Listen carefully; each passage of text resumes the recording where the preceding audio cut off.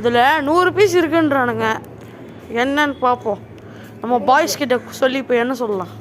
இந்தாடா என்ன எண்ணி பார்ப்போம்.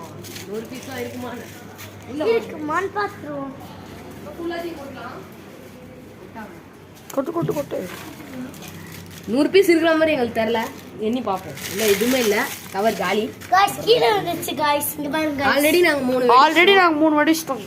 பட்டு பட்டு பட்டு பட்டு நின்று எத்தனை 6 இரு 10 அப்படியே தள்ளு, ஃபாஸ்ட்டாக தள்ளு.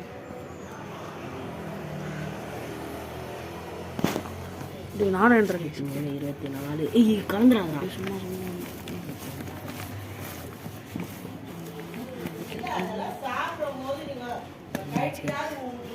கிட்டத்தட்ட முடிக்க போகிறோம்.